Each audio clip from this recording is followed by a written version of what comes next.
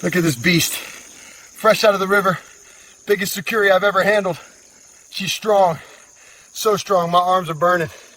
That's a good one. Amazon queen right here, worth every drop of sweat.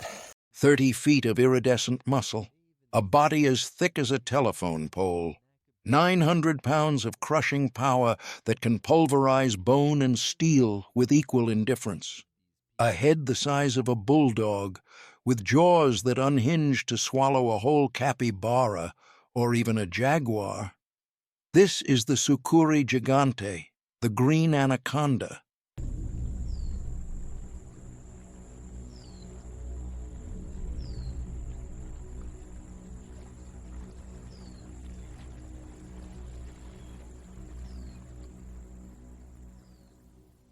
The undisputed queen of the Pantanal wetlands, a creature of myth and nightmare, a serpent so vast it can remain submerged for over an hour, a silent, unseen predator lurking beneath the murky water, a killer that doesn't need venom.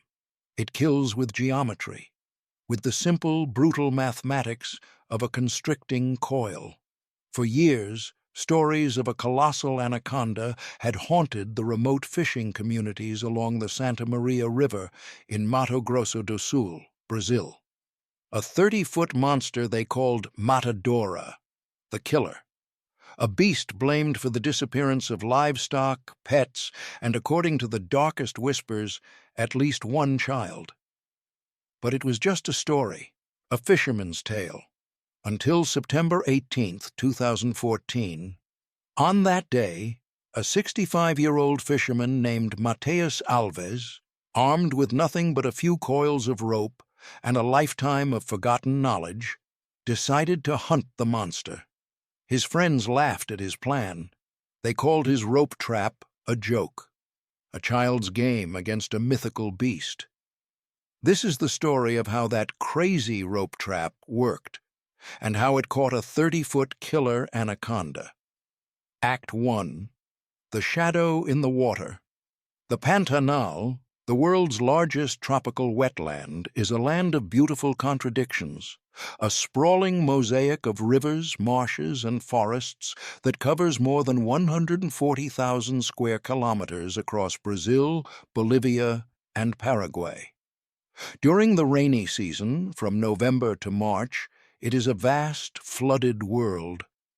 But during the dry season, from April to October, the water recedes, trapping billions of fish in shrinking lagoons and shallow rivers. It is a paradise for predators, and there is no greater predator in the Pantanal than the green anaconda, Eunectes murinus. In the small, isolated community of Porto Jofre, on the banks of the Santa Maria River, the dry season of 2014 was marked by fear. The legend of Matadora, once a ghost story told to frighten children, had become terrifyingly real. In early August, a prize-winning bull, a 1,500-pound Nelore worth over $5,000, vanished from a riverside pasture. All that was found were drag marks leading to the water's edge. 2 weeks later, a local fisherman, Silvio, was checking his nets when his canoe was violently capsized. He swore he saw a dark shape, wider than his boat, disappear into the murky depths. By early September, the fear was so thick you could taste it. Fishermen refused to go out alone. Children were forbidden from playing near the river. The community felt like it was under siege by an invisible enemy. This was the context when Betinho Borges and his friend Rodrigo Santos had their infamous encounter. On September 15, 2014, they were boating down the Santa Maria when they saw it. A massive anaconda, at least 17 feet long, sunning itself on the riverbank, its belly grotesquely swollen from a recent meal. Instead of showing respect or fear, they saw an opportunity for bravado. As their friend filmed, they harassed the snake, grabbing its tail, trying to drag it back into the water. The video went viral. It brought them fleeting internet fame, followed by a $600 fine from the Brazilian environmental police and the condemnation of the world. Back in Porto Jofre, however, the reaction was different. The video was not a source of shame, but of confirmation. The monster was real, and it was big. But the 17-footer in the video was not Matadora. The locals knew the real killer was much, much larger. Among the fishermen who watched the viral video was Mateus Alves. At 65, Mateus was a living relic. While the younger generation, like Betinho and Rodrigo, used aluminum boats and outboard motors, Mateus still used a hand-carved wooden canoe and a single paddle, moving with a silence that was part of the river itself. He had learned the old ways from his father, who had learned them from his father, a full-blooded Guato Indian, one of the original Pantaneros, or people of the Pantanal. Mateus watched the video with a grim expression. He saw the foolishness, the disrespect. But he also saw the snake's behavior, the way it moved, the way it reacted. He saw an animal that was powerful, but also predictable. That evening, at the small riverside bar where the fishermen gathered, the mood was a cocktail of fear and frustration. "We have to do something," said Ricardo, a cattle rancher who had lost 3 calves in 2 months. "We need to hire professional hunters from Campo Grande, bring rifles, kill this beast before it kills one of us." There were murmurs of agreement. Betinho and Rodrigo, smarting from their public shaming, were particularly vocal. "You can't kill it with rifles," Betinho scoffed. "It's too big. You'd need a cannon. We tried to handle a smaller one, and it was impossible." Into this heated debate, Mateus's quiet voice cut through the noise like a sharp knife. "You don't need to kill it," he said, not looking up from the rope he was mending in his lap. "You just need to move it." All eyes turned to him. The old man rarely spoke, but when he did, people listened. "Move it?" Ricardo laughed. "Move a 30-foot, 900-pound snake? How do you propose we do that? Ask it politely to leave?" Mateus finally looked up. His eyes, the color of the dark river water, were calm and steady. "You don't ask it, you trap it, you control it, and then you move it." He held up the rope in his hands. It was a thick, 3-strand rope, woven from the fibers of the Voschisia divergens tree, known locally as cambará. "With this," he said simply. The bar erupted in laughter. The idea was absurd. Betinho, who had physically touched a giant anaconda, was the loudest. "Old man, you've spent too much time in the sun. We have modern nets, steel cables, winches. If our equipment can't hold it, your crazy rope trap is a joke." Mateus didn't argue. He just coiled his rope and stood up to leave. "Your modern tools are designed for pulling," he said, his voice barely a whisper. "They fight the snake's strength with strength. That is a battle you will always lose. My trap doesn't fight the snake. It uses the snake's own power against it. It's not about pulling, it's about controlling." He walked out into the night, leaving a room full of skeptical fishermen. They saw a crazy old man with a rope. They didn't see the centuries of knowledge woven into its fibers.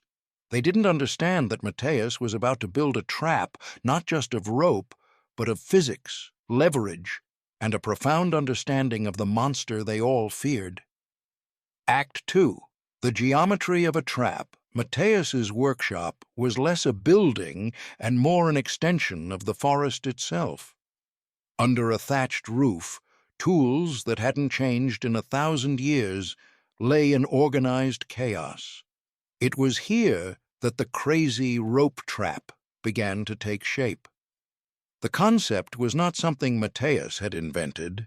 It was a technique passed down from his Guato ancestors, a method used for capturing, not killing, large animals for relocation or ceremony. The last time it had been used, according to his grandfather's stories, was in 1947 to move a large jaguar that had been preying on village dogs. The trap was a complex system of ropes, knots, and anchor points, designed around a simple principle. A snake's power is in its body, not its head. To control an anaconda, you must first control its ability to coil and constrict. Matthias began with the ropes. He needed 3, each at least 50 meters long. The Cambara fiber was his material of choice. Unlike modern nylon ropes, which have a degree of elasticity, Cambara rope is incredibly strong, but has very little stretch. This was crucial. Any stretch in the rope would give the anaconda room to build momentum. For 3 days, Matthias worked, his gnarled hands moving with the slow, deliberate grace of a master craftsman. He harvested the inner bark of the Cambara trees, pounded it with a wooden mallet to separate the fibers, and then painstakingly wove them into 3 thick ropes. Each rope was a testament to tradition, a physical manifestation of ancestral knowledge. The heart of the trap was the knot system. Matthias would use a series of 3 specific knots, each with a distinct purpose. First was the boyadera, cowboy loop, a type of non-cinching lasso. This would be the main capture loop designed to be slipped over the anaconda's head. Unlike a simple noose, the boyadera loop is designed to tighten to a specific point and then stop, preventing the snake from being choked. This was a capture tool, not a killing tool. Second was the nœud de pescador, fisherman's knot, a series of smaller loops that would be attached to the main rope. These were for control, places where secondary ropes could be attached to guide the snake's body. Third, and most important, was the volta do fiel, clove hitch. This simple but incredibly effective knot would be used to anchor the ropes to trees on the riverbank. The clove hitch has a unique property. The more tension that is applied to it, the tighter it grips the anchor point. It was the perfect knot for harnessing the anaconda's immense strength. While Matthias prepared his ropes, the other fishermen watched with a mixture of pity and amusement. They saw him sitting for hours, weaving fibers, tying knots. It looked like a child's craft project. "Look at the old man, playing with his string," Rodrigo said one afternoon, as he and Bettino prepared their powerful motorboat for another fruitless search. "Maybe he's going to knit the anaconda a sweater." Matthias ignored them. His focus was absolute. He was not just preparing ropes, he was preparing for a battle of wits. He knew Matadora's territory. The beast had been sighted multiple times in a section of the river known as the Lagoa da Garça, Heron's Lagoon, a wide, slow-moving part of the river choked with water hyacinths. It was the perfect ambush habitat. Matthias's plan was to set his trap at the narrow entrance to the lagoon. The entrance was only about 20 meters wide, flanked by 2 enormous, ancient fig trees, their roots digging into the riverbanks like giant claws. These trees would be his anchors. On the morning of September 18th, Matthias was ready. He loaded his canoe with the 3 coils of Cambara rope, a small live capybara in a wooden cage, and a long, forked pole. He told no one his plan. He simply paddled away from the village at dawn. When he reached the entrance to Heron's Lagoon, he went to work. First, he secured one end of his main rope to the base of the fig tree on the right bank, using the clove hitch. The knot was so tight it seemed to merge with the bark of the tree. Then he paddled across the narrow channel, the rope unspooling behind him. On the other side, he tied the second rope to the other fig tree. He now had a line stretching across the entrance to the lagoon. Next, he took his main capture rope, the one with the large boyadera loop, and attached it to the line crossing the river. He used a simple slip knot, allowing the loop to hang in the center of the channel about a foot below the surface of the water. The loop was massive, at least 2 meters in diameter. The third rope was his trigger. He tied one end to the slip knot holding the main loop and ran the other end to a hiding spot he had prepared on the riverbank, a small blind made of woven palm fronds. Finally, he placed the cage with the capybara in the water just inside the lagoon, about 10 meters from the hanging loop. The capybara, nervous and out of its element, began to make small, distressed noises. It was the perfect bait. Mateus then paddled his canoe to his hiding spot, pulled it onto the bank, and settled in to wait, the trigger rope held firmly in his hand. The trap was set. It was simple, elegant, and to the modern mind, completely insane. It was a net made of 3 ropes and a deep understanding of an ancient predator. Now, all he needed was the monster. Act 3. The closing of the loop. The sun beat down on the Pantanal. The air was still, shimmering with heat. For hours, nothing moved at the entrance to Heron's Lagoon except the nervous twitching of the capybara in its cage. Mateus remained motionless in his blind. His patience was a thing of legend. He could sit for 8 hours without moving a muscle, a skill learned from a lifetime of hunting and fishing, in a world where the slightest movement could betray your presence.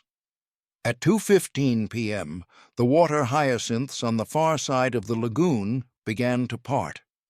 It wasn't the gentle drift of the current. It was a deliberate, powerful movement. A V-shaped wake, silent and menacing, began to move across the lagoon towards the caged capybara. Mateus's heart began to beat a little faster. It was her, Matadora. He watched as the massive snake approached the bait. It was larger than he had ever imagined. The 17-footer from the video was a child compared to this. This was a primeval force, a true river god. Its head, held just above the water, was as big as a horse's. Its body, mostly submerged, seemed to stretch on forever. The anaconda circled the cage once, its black, unblinking eyes studying the situation. It was intelligent, cautious. It sensed something was not right.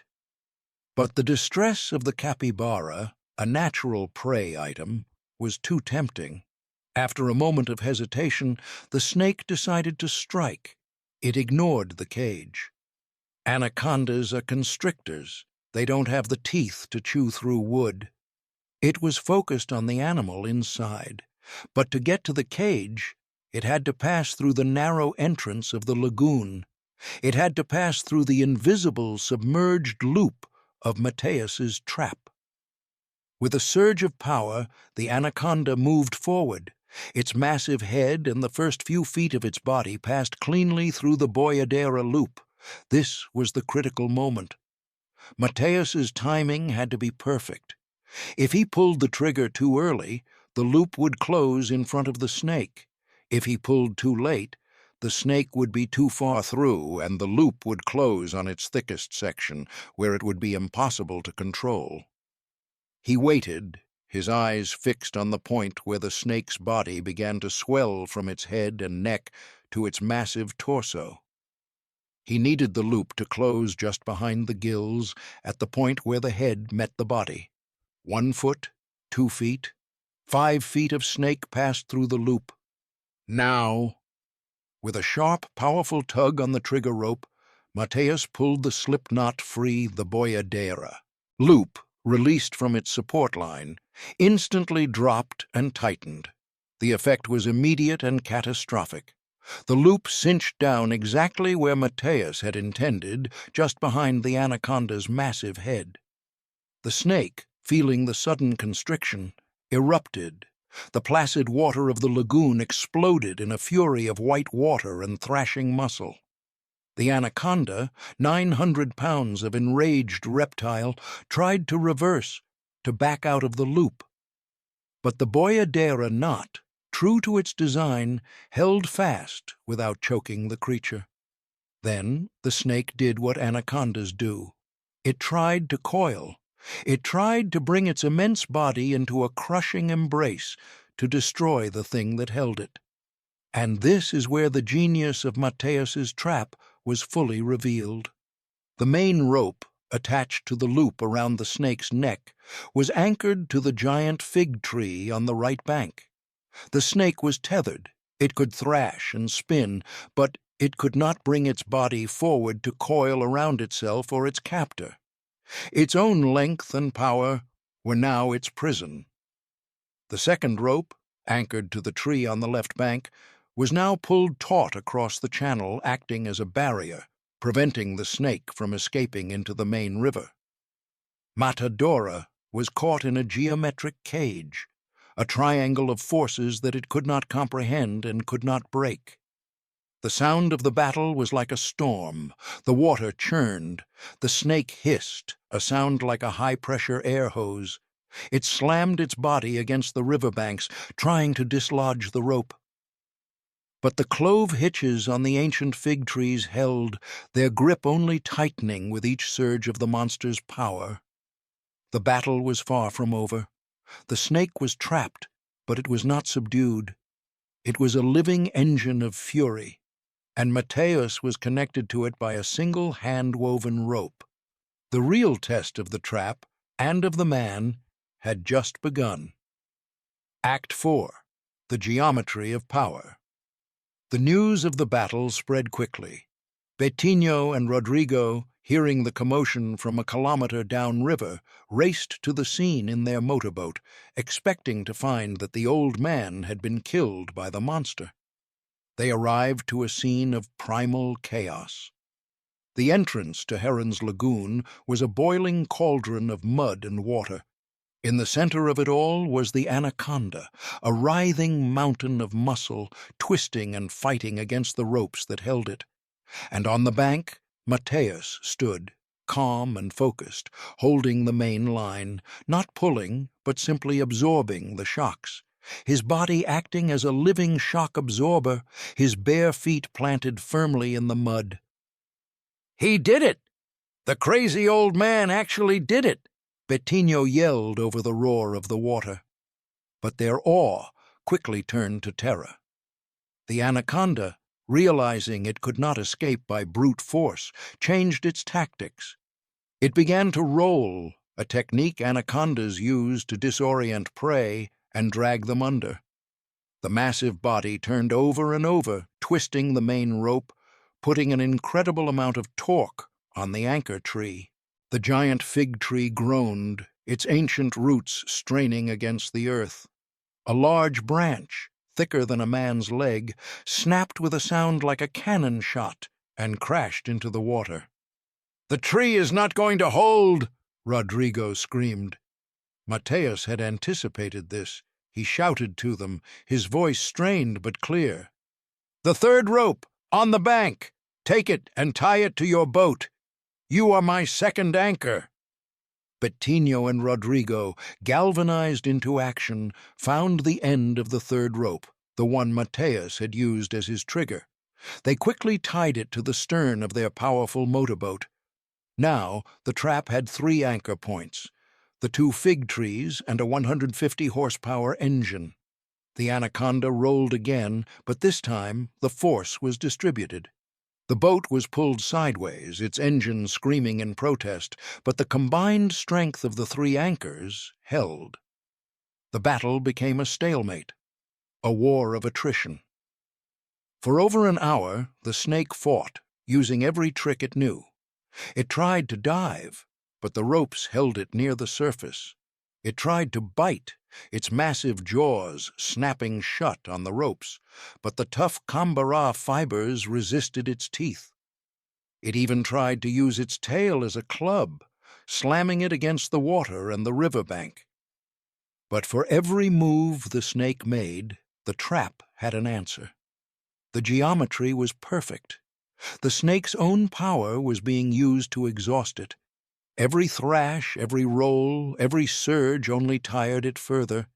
Mateus, using the snubbing post technique he had learned from his grandfather, played the snake like a master angler, giving slack when it surged, holding firm when it rested, never letting the tension break the ropes, but never giving the snake enough room to gain an advantage. Finally, after nearly 2 hours of constant struggle, the great snake began to tire. The furious thrashing subsided into slow, weary undulations. The hissing grew faint. The giant lay on the surface, its massive body rising and falling with deep, shuddering breaths. Matadora, the killer of the Pantanal, was beaten. Slowly, carefully, Mateus and the other 2 men began to haul the creature towards the bank. It was like pulling a bus out of the water. The sheer weight was immense. They used the motorboat to gently tow the snake into the shallows, where they could finally see its true, terrifying scale. It was 31 feet long. Its body was nearly 3 feet in diameter. The official weight, later taken with a heavy-duty cattle scale, was 880 pounds. It was one of the largest anacondas ever officially recorded. As they stood over the subdued giant, Bettino looked at the simple rope trap, the elegant geometry of forces that had accomplished what no modern technology could. He looked at the old man, Mateus, who was now calmly coiling his ropes, his face etched with exhaustion, but also with a quiet, profound satisfaction. "We laughed at you," Bettino said, his voice filled with a newfound respect. "We called you crazy." Mateus paused and looked at the great snake, now docile and defeated. "It is not crazy to respect the old ways," he said. "It is not crazy to listen to the river.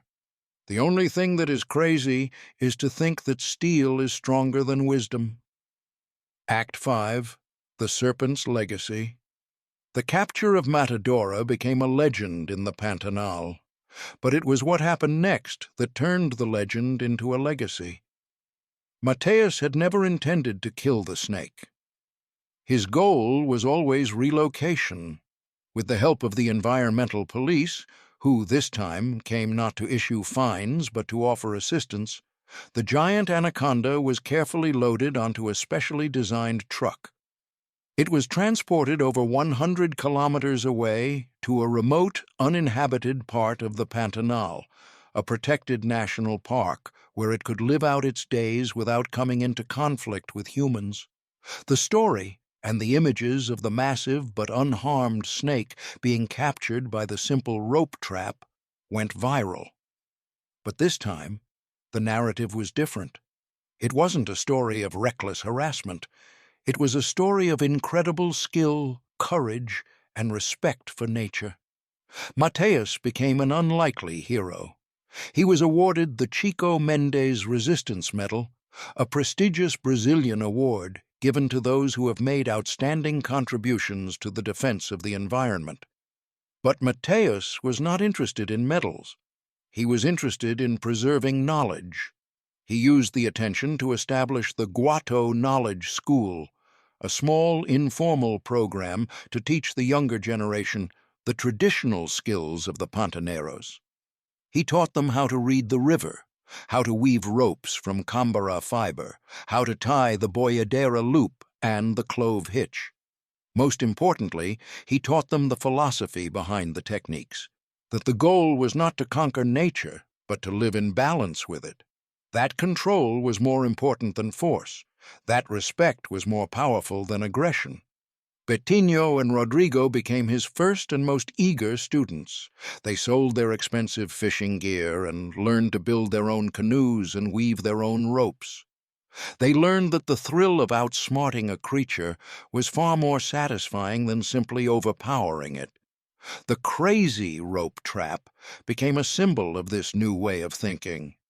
Biologists and conservationists came to study it. They discovered that its design was not only effective, but also remarkably safe for the animal. The non-cinching loop prevented injury, and the system of distributed force tired the animal quickly without causing extreme stress or trauma. It became a standard technique for researchers capturing large snakes for study and relocation. The Matthias method, as it came to be known, was adopted by conservation projects around the world. The legacy of Matadora was not one of fear, but of understanding. The empty space left in the ecosystem of the Santa Maria River was soon filled by another large anaconda, but the community was no longer afraid. They knew how to manage the giant in their midst. They knew that with the right knowledge, the right strategy, and the right amount of respect, even the most fearsome monster could be controlled. The story of the crazy rope trap served as a powerful reminder that sometimes the most advanced solutions are not found in new technology, but in ancient wisdom. It proved that the knowledge of indigenous and traditional communities, often dismissed as primitive, holds profound and practical value. And it showed the world that one old man, with nothing but a few ropes and a deep connection to his environment, could achieve what no modern technology could. He could trap a monster without harming it, and in doing so, teach a lesson of respect and balance that would ripple through the Pantanal for generations to come. The trap was not just for a snake. It was a bridge between the past and the future, a loop of knowledge that connected a new generation to the wisdom of their ancestors. And that was the most powerful capture of all. Mateus continued to teach at the Guato Knowledge School until his death in 2021 at the age of 72. He never sought fame or fortune. His only goal was to ensure that the knowledge of his ancestors would not be lost. Today, the school is run by Betinho Borges, the same man who once laughed at the crazy rope trap.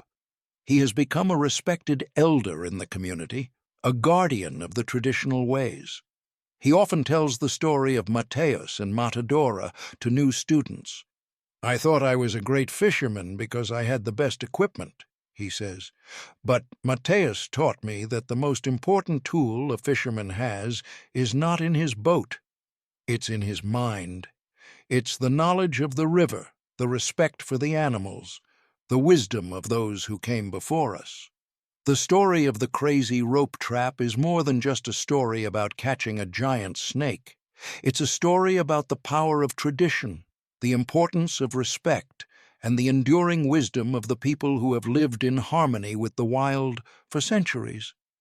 It's a reminder that in a world obsessed with technology, sometimes the most elegant solutions are the simplest, and that the greatest strength is not the ability to dominate nature, but the wisdom to understand it.